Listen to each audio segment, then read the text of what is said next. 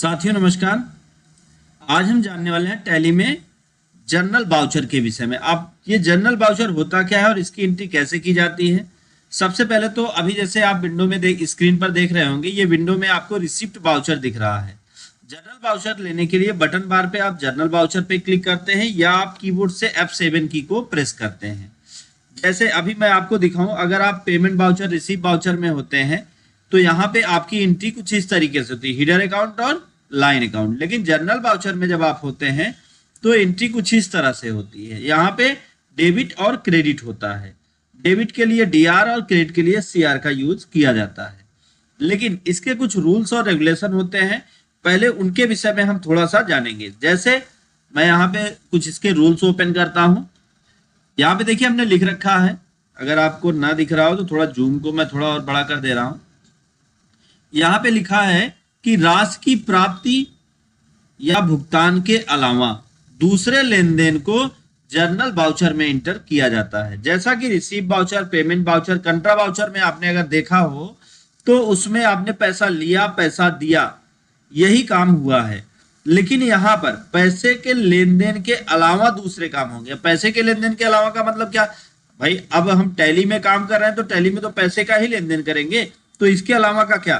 तो अब इसके अलावा आप समझिए, जैसे एग्जांपल लीजिए, अब किसी व्यक्ति को सैलरी मिल रही है तो अब ये ऐसा पैसा नहीं है जिसमें वो लेन देन करेगा, फिर वो उसका पर्सनल हो गया, उसको मिला, उसके काम का पैसा हुआ, तो सैलरी मिली। ऐसे में ये कौन सा पैसा हो जाएगा, मतलब ये आपका हो जाएगा ऐसा फंड जो आपका है। तो मतलब राशि की प्राप्ति या भुगतान के अलावा दूसरे लेन देन को, जैसे सैलरी देना है तो आप जर्नल बाउचर का यूज करेंगे। कोई सर्जरी, मान लीजिए डॉक्टर का एग्जांपल लेंगे, अगर वो सर्जरी करता है तो सर्जरी का अगर उसको फी मिलता है तो वो उसका फी हो गया, चैम्बर फी मिलता है तो वो उसका हो गया। तो इस तरीके से लेन देन में क्या करना है आपको, लेन देन के अलावा, राशि की प्राप्ति या भुगतान के अलावा दूसरे लेन देन को जर्नल बाउचर में एंट्री करते हैं। अब जर्नल बाउचर का नियम देख लीजिए। जर्नल बाउचर क्या कहता है, जर्नल बाउचर सिर्फ डबल एंट्री सिस्टम में, मतलब डबल एंट्री सिस्टम का मतलब ये होता है दोहरा लेखा प्रणाली। अब इसका मतलब क्या हुआ ये भी थोड़ा क्लियर कर लीजिए। जैसे दोहरा लेखा प्रणाली, अभी तक हम जब एंट्री करते थे तो जैसे आप पेमेंट बाउचर का एग्जांपल लें तो ये आपका सिंगल मोड बाउचर एंट्री है, इसको कहते हैं सिंगल मोड बाउचर एंट्री। अब इसको भी अगर आप डबल मोड पे, पेमेंट को भी आप डबल मोड पे करना चाहते हैं तो वो भी यहां से चेंज मोड ऑप्शन का यूज करके आप डबल एंट्री सिस्टम को यूज कर सकते हैं। तो देखिए पेमेंट भी आपका जो है किस तरीके से जर्नल बाउचर के जैसा दिखने लगा। तो ये जब आप डबल एंट्री सिस्टम का यूज करेंगे तभी आप जो है किसका यूज करेंगे, जर्नल बाउचर का। तो आइए देखते हैं हम लोग फिर नेक्स्ट क्या कहता है। हाँ, जर्नल डबल एंट्री सिस्टम में यूज किए जाते हैं। यहाँ पे अमाउंट डेबिट और क्रेडिट नहीं होता, मतलब यहाँ पे अमाउंट डेबिट और क्रेडिट कॉलम में इंटर होते हैं। मतलब यहाँ पे देखिए आपका डेबिट और क्रेडिट दो कॉलम बनेंगे, ये जैसे एक डेबिट हो जाएगा तो एक क्रेडिट होगा। तो इस तरीके से आप डेबिट और क्रेडिट कॉलम में इंटर करेंगे। और यहाँ पे हीडर अकाउंट नहीं होता, जैसा कि पेमेंट बाउचर में अभी हमने देखा था तो यहाँ पे हीडर अकाउंट था, लेकिन यहाँ पर आपके जर्नल बाउचर के अंदर हीडर अकाउंट नहीं, तो यहाँ पे हीडर अकाउंट नहीं होगा। नेक्स्ट अगर हम बात करें, यहाँ पे जर्नल बाउचर के कुछ उदाहरण भी हमने यहाँ पे लिख रखे हैं। जैसे प्राप्त की जाने वाली आमदनी, अगर आप जर्नल बाउचर एंट्री कर रहे हैं तो वहां पे आप प्राप्त की जाने, जैसे आपको कोई आमदनी मिल रही है तो ऐसी एंट्री को आप जर्नल बाउचर में करेंगे। अगर आपको कोई इनकम मिल रही है, कोई मान लीजिए आपने सैलरी का हो गया पहला एग्जांपल, आपने कोई प्रोडक्ट बेचा उसका हो गया, तो ऐसी परिस्थिति में आप जर्नल बाउचर का यूज करेंगे। जहां से आप आमदनी कर रहे हैं तो ऐसी एंट्री आपको करना है, तो आपको किसका यूज करना है, जर्नल बाउचर का। दूसरा है एक्सपेंस की जिम्मेदारी। अब ये एक्सपेंस क्या होता है, एक्सपेंस मतलब होता है खर्चा। खर्चों की जो जिम्मेदारी है वो जो है आप किस में करेंगे, जर्नल बाउचर एंट्री में। खर्चों की जिम्मेदारी का पूरा हिसाब किताब आप जर्नल बाउचर एंट्री में करेंगे।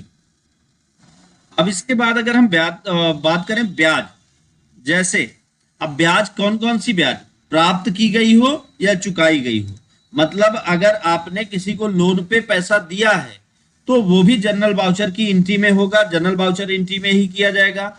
अगर आपने लोन लिया था और उस लोन का आपने ब्याज दिया तो ऐसी एंट्री भी आप जनरल वाउचर में करेंगे। मतलब प्राप्त की गई और चुकाई गई दोनों एंट्री आप कहां करेंगे? जनरल वाउचर में। नेक्स्ट अगर हम बात करें यहाँ पे डिप्रिसिएशन, डिप्रिसिएशन का मतलब क्या है?